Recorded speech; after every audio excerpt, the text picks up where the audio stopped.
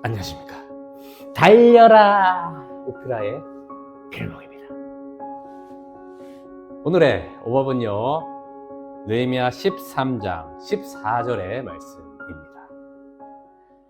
내 하나님이여, 이 일로 말미암아 나를 기억하옵소서. 내 하나님의 전과 그 모든 직무를 위하여 내가 행한 선한 일을 도말하지 마옵소서. 아멘. 자, 보통 영화나 드라마나 소설이나 이 마지막은 해피엔딩이 많지 않습니까? 그래도 오늘 느헤미야 마지막 13장은 정말 마음을 답답하게 하는 그런 내용으로 되어 있는 것을 보게 됩니다. 자, 어제 말씀이었던 느헤미야 12장에서는 성벽 봉헌식을 하며 그 예루살렘에 얼마나 감사와 주님으로 인한 즐거움이 많았는지 그 소리가 멀리서까지 들렸다라고 말씀하셨습니다.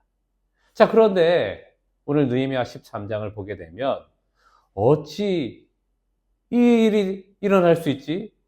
너무 상반되는 그런 분위기를 보게 됩니다. 자, 이 안식일 날요, 이 예루살렘에 포도주 틀을 밟고 또 이방 사람들이 와서 예루살렘 성 안에서 팔기도 하고 사기도 하고 그런 안식일이 범해지는 일들이 일어나게 됩니다. 또한 이방 여인들과 결혼을 하고요, 또 며느리로 삼게 되는 그런 일들도 있습니다. 그 형편이 얼마나 심했냐면 이 자녀들 중에 아스돗의 말은 하는데 히브리 말을 하지 못하는 그런 자녀들까지 생기는 모습을 말씀하고 있습니다. 여러분, 이 이방 여인과의 결혼 문제는요, 사실 이 에스라 때부터 또 느헤미야 때까지 그 명단을 공개하면서까지 하나님의 율법의 말씀대로 이방 여인을 다시 돌려보내는 그런 일들까지 행하여지지 않았습니까? 그런데 이 일이 지금 오늘 13장에 일어나고 있는 것입니다. 자, 왜 이 일이 일어났냐? 이 느헤미야가요, 22년간 유다 총독의 생활을 끝내고 다시 수산으로 돌아가게 됩니다. 그 돌아간 기간에 대해서 여러 학자들이 이야기하는데요, 최소 1년에서 최장 10년까지 이야기를 합니다. 10년 해도 그렇게 대대적인 회개 운동을 하면서 그렇게 눈물로 통회하며 자복하며 그 일을 행했는데 이 기간에 이 일들이 일어났다라는 것입니다. 자, 느헤미야가요, 이 소식을 듣고 다시 예루살렘으로 돌아오게 됩니다. 그리고 이 율법의 말씀대로 다시 이 일들을 하나하나 처리해 가면서 하는 그 기도가 오늘 기도의 내용입니다. 특히 이 느헤미야에게 충격을 주었던 일이 무엇이었을까요? 누구보다 하나님의 율법을 잘 알고 있다라고 생각하는 대제사장 엘리야십이요, 이 성벽 공사를 할 때 방해를 했던 도비아에게 내어주었다라는 것입니다.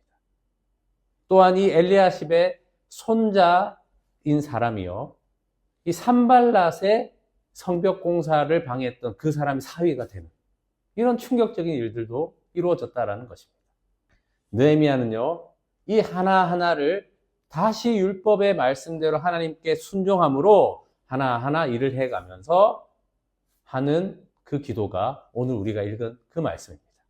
나를 기억하옵소서. 이 기도가요, 3번이나 반복해서 나오는 것을 보게 됩니다. 나를 기억하옵소서.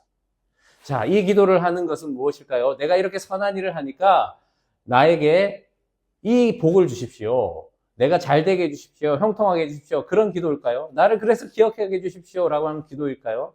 아니라는 것입니다.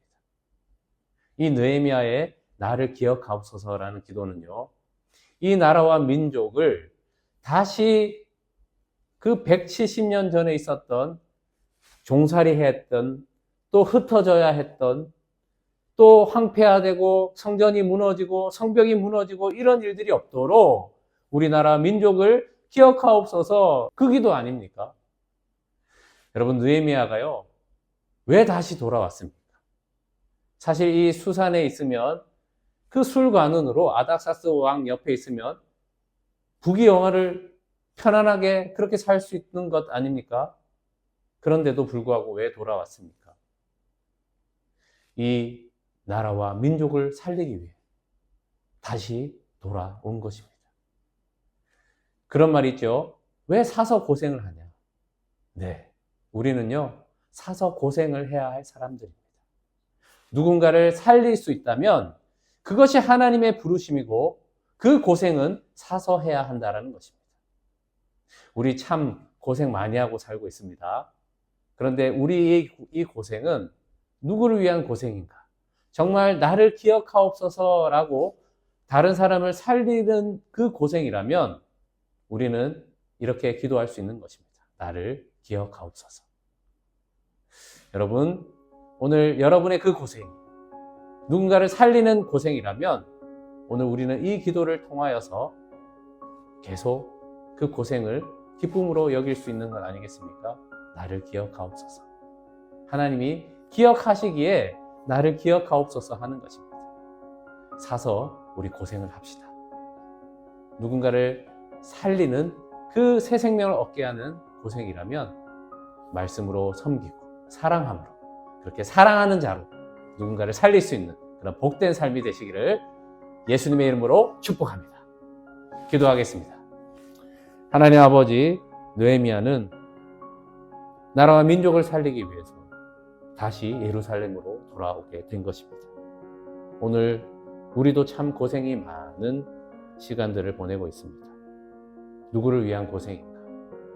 나를 위한 것인가? 아니면 남을 위한 것인가? 남을 위한 그 고생으로 나를 기억하옵소서라고 기도할 수 있는 저희들 되게 하여 주시옵소서. 이 고생을 통하여서 다시금 거룩한 하나님의 자녀가 되는 복음이 전해진다면 기꺼이 고생하게 하여 주시옵소서. 나를 기억하여 주시옵소서. 우리를 기억하여 주시옵소서. 주 예수 그리스도의 이름으로 기도합니다. 아멘. 말씀으로 승리하세요. 필목이었습니다. 끝.